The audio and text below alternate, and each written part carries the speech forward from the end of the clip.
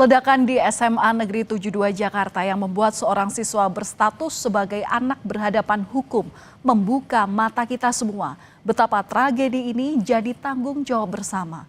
Polisi menyebut anak tersebut terpapar konten kekerasan saat mengonsumsi media digital.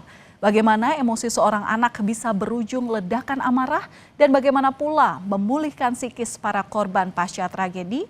Dan untuk membahasnya sudah bersama kami psikolog anak dan remaja Vera Itabiliana Hadiwijoyo. Selamat malam Bu Vera, apa kabar? Malam, kabar baik Mbak Valen. Iya, Bu Vera, mengapa remaja cenderung tertarik pada konten kekerasan di media sosial atau platform digital? Oke, satu, tidak semua remaja mungkin tertarik ya. Jadi ini pasti juga didasari, ketertarikan ini pasti juga didasari oleh emosi yang memang atau ada kebutuhan emosi yang tidak terpenuhi gitu ya. Sehingga anak ini mencari-cari hal-hal lain di luar, ya sekarang pilihannya banyak ya, ada di internet, ada melalui teknologi digital. Anak bisa mencari-cari hal-hal yang bisa klop dengan kebutuhan yang dia tidak dapat penuhi dari lingkungan sekitarnya, lingkungan nyatanya baik keluarga maupun sekolah gitu. Jadi dan remaja pada dasarnya memang sangat tertarik dengan hal-hal yang berbau sensasional, hal-hal yang berbau mendobrak aturan, berbau kebebasan, berbau menunjukkan power bahwa mereka di usia remaja bisa melakukan sesuatu yang berdampak cukup besar gitu. Iya, tapi kalau melihat memang tidak bisa dibungkiri bahwa anak-anak zaman sekarang tuh sudah dekat dengan media sosial, mengingat juga Mhm. teknologi sekarang sudah sedemikian rupa dan kalau kita Ya. misalnya nggak ngerti teknologi bisa dikatakan gaptek gitu. Tapi Mhm. bagaimana sih sebenarnya untuk membangun emosi anak supaya sebenarnya ketika mereka browsing, mereka lihat sosmed itu bisa ngerti gitu bahwa ini adalah hal baik yang patut dilihat dan ini yang nggak baik yang udah skip aja gitu. Oke, kalau kita bicara usia remaja sebenarnya mereka sudah tahu ini tidak boleh, ini boleh gitu ya, ini salah, ini benar, mereka sudah tahu.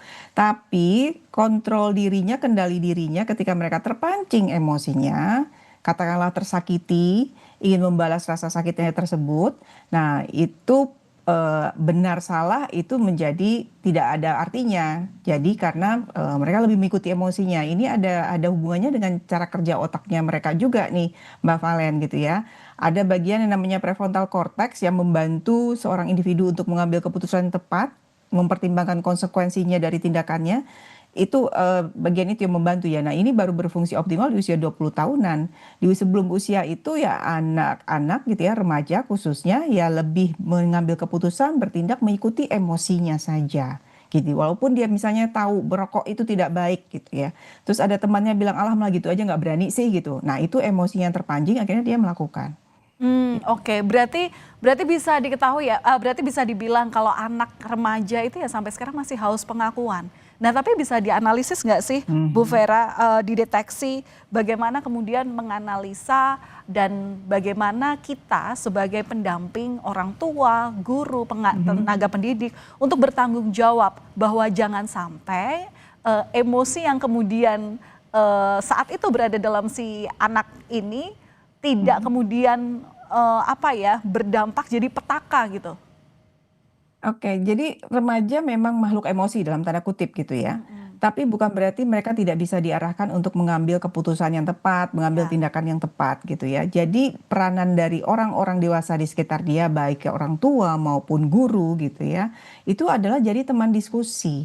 Teman yang mau mendengarkan betapa anehnya keluh kesahnya dia gitu ya. Kadang kan kalau kita mendengarkan anak remaja berkeluh kesah, kita akan berpikir, alah gitu aja kok dipusingin sih, gitu aja dipikirkan sih.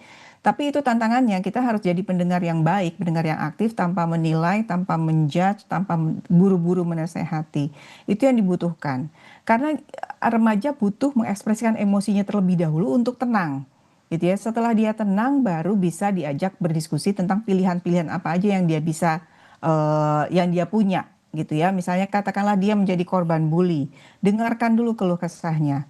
Nah, banyak anak khususnya yang datang ke tempat praktek saya ya, tidak mendapatkan tempat untuk mencurahkan apa yang dia rasakan, apa yang dia alami gitu ya.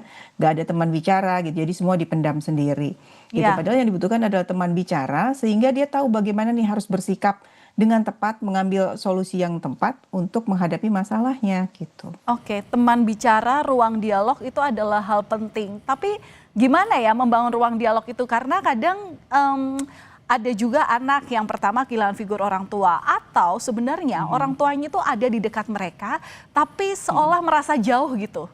Nah gimana untuk membangun ruang dialog ini sebenarnya? Jadi butuh effort dari kedua-duanya sebetulnya gitu ya. Seringkali yang terjadi adalah orang tua ketika anaknya sudah mulai beranjak besar, remaja, punya dunia sendiri, terus mulai susah diajak ngomong gitu ya. Jadinya terus orang tuanya ya sudahlah biar aja lah dia sendiri. Nah makin lama hubungannya makin renggang.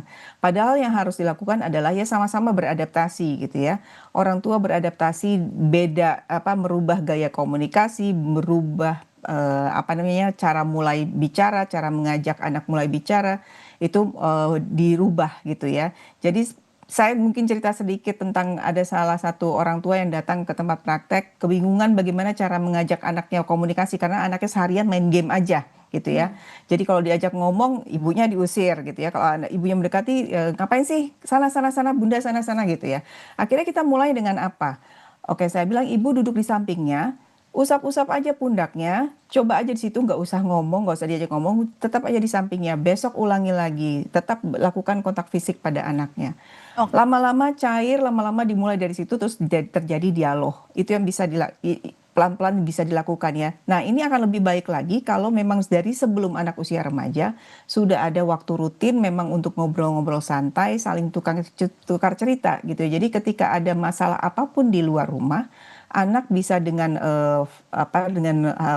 leluasa untuk bercerita kepada orang tuanya karena dia sudah merasa nyaman gitu, sudah terbiasa untuk bercerita.